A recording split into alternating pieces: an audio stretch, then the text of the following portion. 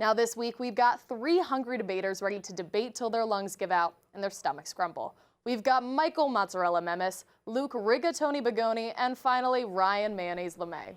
Are you guys ready? Yeah, let's do this. Go.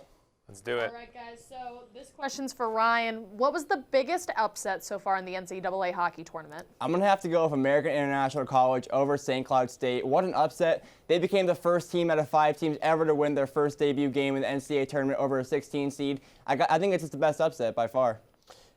You're wrong. It's Providence over Minnesota State. Going to the game, Minnesota State was on a 7-game winning streak, and they won the WCHA championship, while Providence lost in the quarterfinals of their tournament.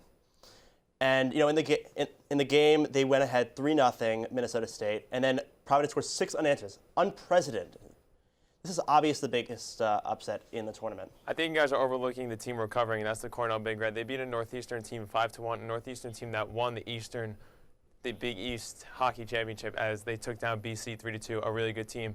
So this Cornell team just came out firing. How can you not view them as underdogs going into this tournament as a 3 seed? Luke, I don't think a 3 seed over a 2 seed is an upset. And as for Michael, it can't be an upset when you have a home ice advantage as Providence did in that round. Although they were the lower seed, the game was in Providence, so I don't really think that's much of an upset. We should have expected this from St. Cloud State. They lost the last 2 tournaments before this that they were in. A 5-1 scoreline in the first round when they were the 2 and the 1 seed in the tournament. So why is it surprising that they lost? I mean, they've done it before.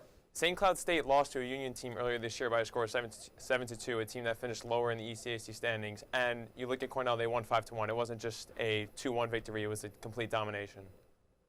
I think I'm going to have to agree with Ryan on this one, mainly because my brother actually played hockey at American International College. Hey, Bailey.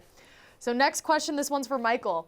Denver will play Massachusetts in the semifinals. Which team is going to advance to the championship game? I'm going to go with UMass here. They've blown through the tournament, winning 4-0 in both of their games. They're a higher-ranked team than Denver. You have, on Denver, David Carl is a rookie head coach, while Greg Carvel of UMass, he's been a head coach for 8 years. And they're also close to their home, so they're going to probably have a little bit of a crowd advantage. When you're looking at rankings, look at the month we're in, Michael. We're in March. It's March Madness time, whether it's hockey or basketball. This Denver team can easily pull off this upset. They've beaten a really good Ohio State team who started off the year at #1, and they also defeated, I'm blanking on it here, they are just a team that could get through UMass. Luke, you made a good argument, but I'm actually going to go with Michael here. I think that UMass is definitely going to win this game. They have 4 players that got tabbed to the All-East Region team, and Cale McCarr, he's also a superstar in the making. He got named the player of the Eastern Region, so I think UMass has a lot more star power than Denver does. But this UMass team went 9-6 on the year versus ranked opponents. That's not the greatest record. And this Denver team, their second opponent they beat was AIC, who you guys just talked about. They beat a St. Cloud team. AIC was on a high wave, and that's an impressive win for Denver. I think it's being overlooked. It's all about how hot you get during the month of March. As you said, it's March Madness time. So exactly, and Denver is a hot team right now. Hard to call that one. It's going to be close, but we'll know after April 11th.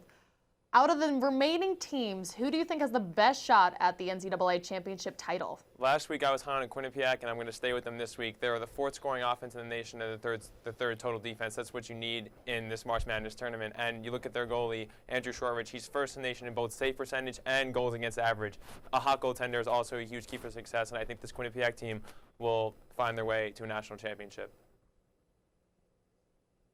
What do you think, Ryan? I really think that UMass is destined to win it this year. It's only their 2nd time ever in the NCAA tournament, but this may be the best UMass team we have ever seen. They have superstar Cale McCarr, as I already mentioned in the last question, and they have not allowed a goal so far this tournament. I really just like how they're playing. I think they have what it takes to win the whole thing. You guys are missing the obvious choice here in Minnesota Duluth. First off, they're defending champions.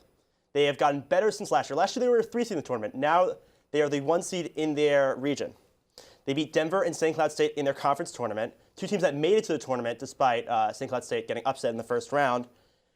And they have an elite goaltender in Hunter Shepard. He's a Richter Award finalist. Yeah, but this team is destined to repeat. This is a Minnesota Duluth team that went to overtime with Bowling Green. They squeezed out that game 2-1. Quinnipiac dominated Arizona State, outshot them 38-21, and they're a team that just has looked strong. They play in the ECAC. It's a tough conference. It prepares you well for the NCAA tournament.